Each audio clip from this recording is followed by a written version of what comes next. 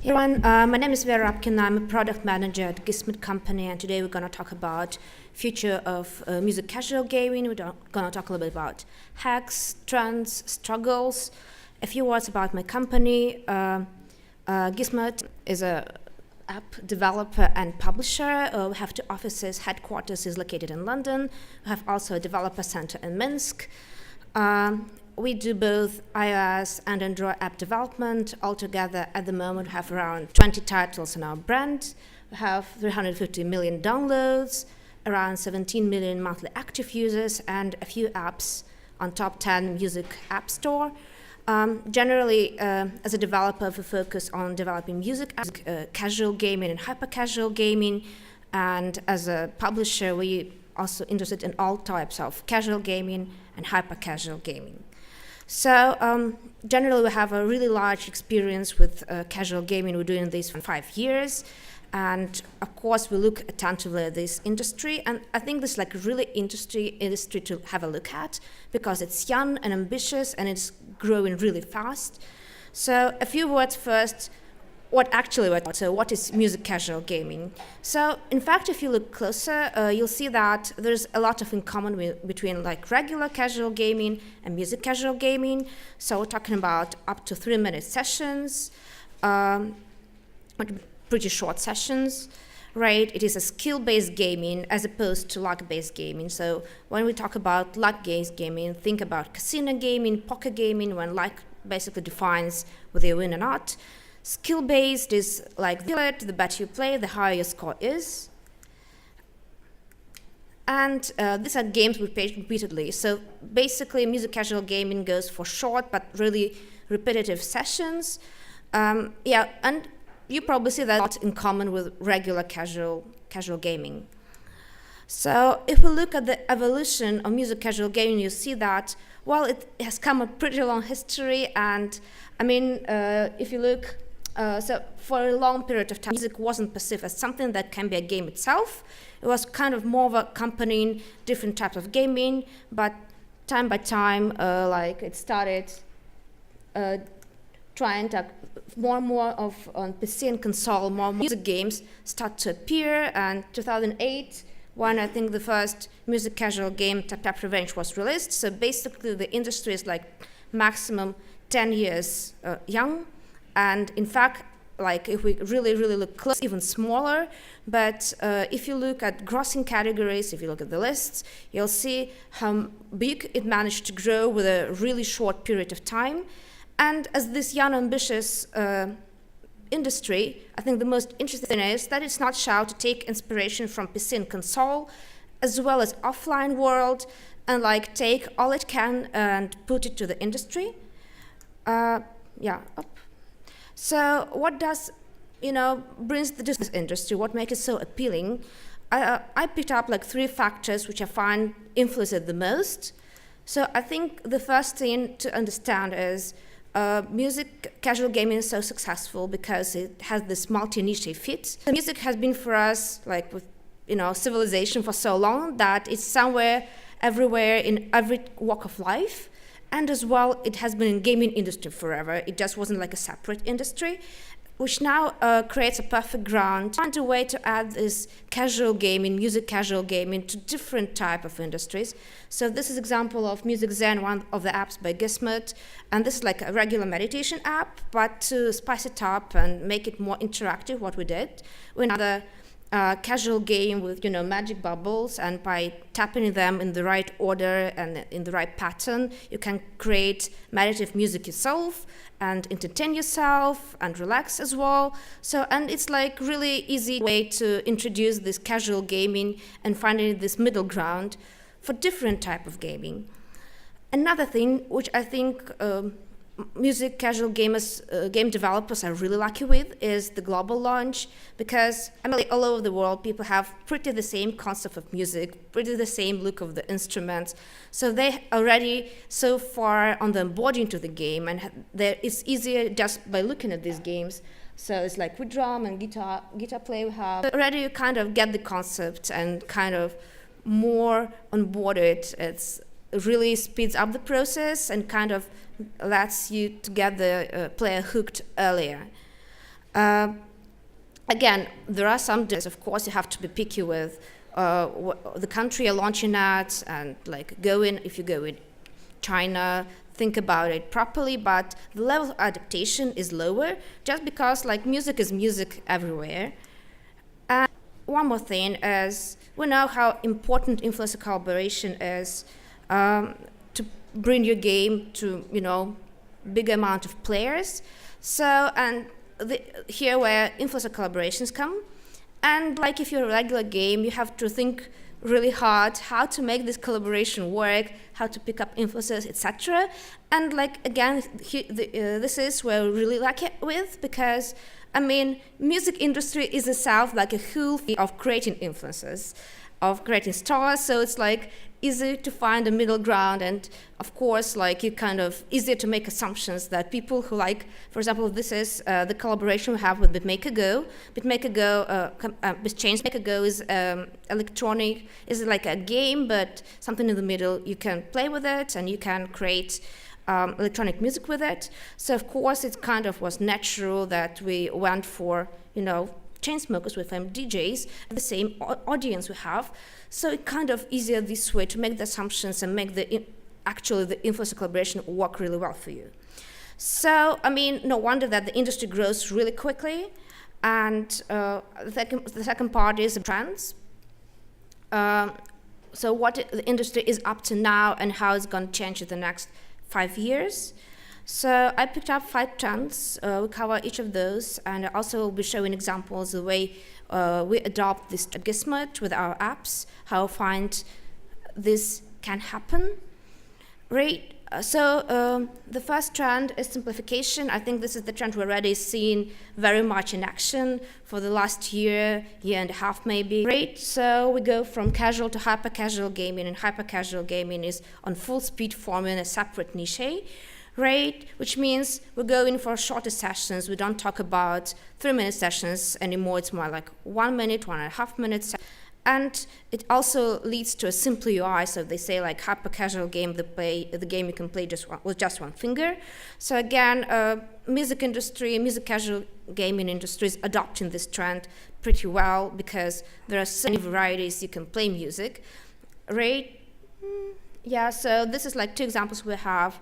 One is the simple rhythm game, what's called bird beats, where the birds play the pattern. You have to repeat the pattern is complicated to get more and more score. Another example is Hello Piano, which is music brain trainer, and in fact we find a way to introduce this tiny hyper casual but educating games as a set of curriculum with you how to play piano. So the next one is a free play. So I think these trends actually, like, they don't exist independently. They kind of influence one another. So this one, we go from, strict gamingization, and if you trace the industry, you'll see that, well, there are more and more of this personal touch you can get, and it kind of verify the gaming patterns. So when you play the game matters, then I mean the rules are not that strict. And again, we're really lucky here with having this offline experience of music for like centuries, right? Because basically there's part of music which is about following the pattern, playing certain music, and of course there's huge history of jam and improvisation. And if you look, like, again, 2 examples we have. One is BitMaker Go, already mentioned, which kind of play with it, but you kind of create your new music. And this is especially like nice for, because you feel like you accomplished something, and this is something you can share with your friends, with anybody. And another is like a whole separate niche of karaoke. I mean, okay, we have karaoke like forever, and it's basically based on this idea of free play improvisation, because what really matters there is the way you sing that song, not someone else. So again, this trend is adopted by the industry really, really well. So the next one, I think it also is kind of based on this improvisation trend, and games becoming simpler. It's collaboration. So, and again, I think this is where you'll see that music casual industry really looks a lot at PC and console and tries to adopt what it can. So here you go with, this improvisation being on full speed. Of course, you want to share. So another level of this is that you go from single play to multiplay, which means the game scales up because it's not just your game. It kind of involves more and more people. And of course, it boosts social interaction. And we know how social interaction is important for success, right? And generally, music has this history of orchestras, ensembles, jam sessions, bands forever. So it's quite adopted quite naturally, and it's kind of easy to find a way to bring to the user just now mobile gaming experience. So the example we have is, since at Gismart we have a whole range of different instrumental apps. We have piano, guitar, drums, karaoke. So it's kind of casual that you can organize them in a band and play so together, right? So this is creates a whole new level of interaction, and this is kind of works really well for us. So the next one is added value, and it's some kind of trend, but generally it has more of the trends under the hood, right? So basically, I think now gaming industry in the search of becoming something more than just a game and going around and looking at other niches. So the example I show you, and it works really well for us, is our Hello Piano app. So go for education purposes because music itself is entertaining but also educative. So on the other hand, this helps gaming industry to have a stronger competition and offer something else.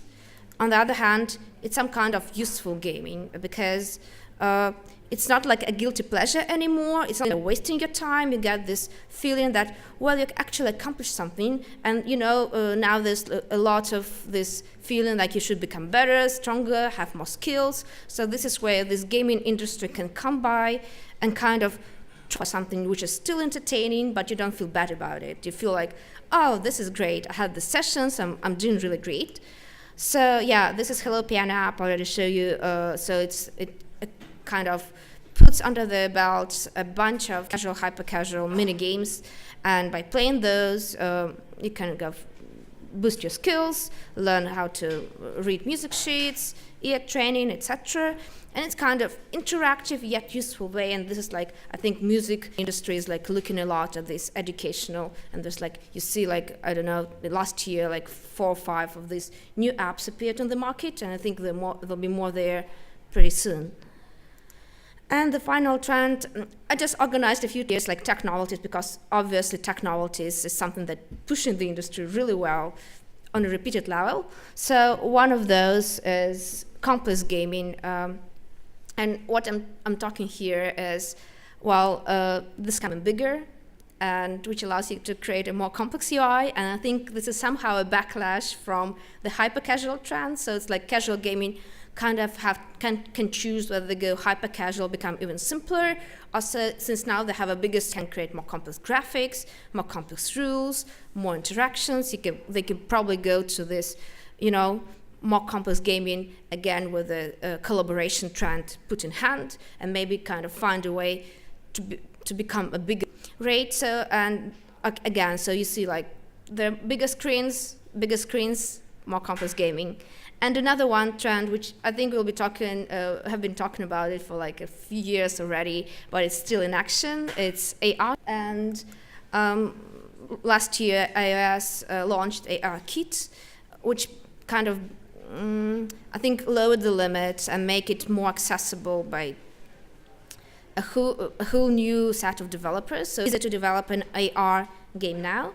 So the way we did it, what we did is we drums our drums app. So we made an AR model, so you can put the drum set anywhere on your desk and play it there, right? And I think with AR, it's still somewhere in the middle. We don't know whether it's going to be a breakthrough or a separate niche, but it's still really entertaining, and we'll see more of these games this year, right? So looking at the trends, organize them by fact and probability. So you see that hyper-casual is already happening. It's already there, and it's definitely be a separate section, a type of gaming. Bigger screens are already happening and they already influence it a little bit, but probably like we'll see more of that pretty soon, right? And it's like inevitable trend, so it's like all this size, I can do whatever I want with it. Like, I think free play and entertainment will be a separate niche with somewhere here. So it will impact the industry, but it will just be a separate lines of the way that you can do with development.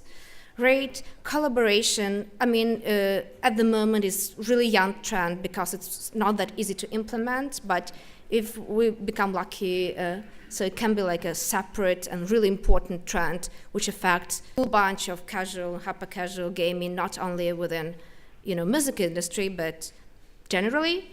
Like an AR, I think this year would show whether it's gonna be a huge influencer or it would just be a separate, nice thing to have.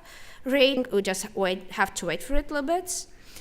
That's it. Thank you for your time. If you want to talk about music casual gaming and publishing, just find me here around. That's it. Thank you very much. For me, this is hugely important because I'm working on a Rocky Horror Show rhythm action dance game, which when we soft launched it, completely failed. And I mean, it was just I'm open to that. And the fact is, it's all of these trends. It's exactly what we found is kind of holding back that concept. This idea of, can you get more complex gameplay? You can, but you've got to communicate it, and you've got to communicate not just when to swipe, when to tap, but when to stop. Exactly. Yeah, I think you should look really clever with the trends. It's like, I think the idea is that you really should be aware of what's happening, but doesn't mean you have to jump. So as you see, like, we just pick one trend per app. We don't like pack it all there. I think it's just nice to be aware the lines you could go by, but it doesn't mean like if you do all of the whole, you don't have to do the whole list just because it's a trend, because you have to be clever with the strategy and again, as you said, like the concept you deliver was important. But I also found, in our experience so far, it's you've got to get it just right, and anything that's slightly off. Like for example, we had an issue with our beat tracking, which we didn't pick up, audibly. When we actually played, we discovered later that was an issue, and it completely kills adoption as a result. So I think it's a very kind of a very precise form of gameplay. Is that fair? Yeah, I mean, I think that's true, but it just generally, like, as a musician, you kind of require that level of accuracy. So by default, it's like, it's a different industry, but again, so if you have professionals from music industry working there, this is standard for them, because if you're learning to play like more like doing it lousy, right? So it's like this type of thing is like you have a metronome you kind of have to follow. Yeah, so there's a high standard, but as long as you get to this plateau, you kind of do magic things with that and just find a way, so many ways to work industry the way you actually want it. Absolutely. Does anyone have a quick question? Because I know I'm going to hog it because obviously it's very personal to me. It's okay. So if you're a little bit shy and just have a question later, just find. Thank you. Great. Thank you very much.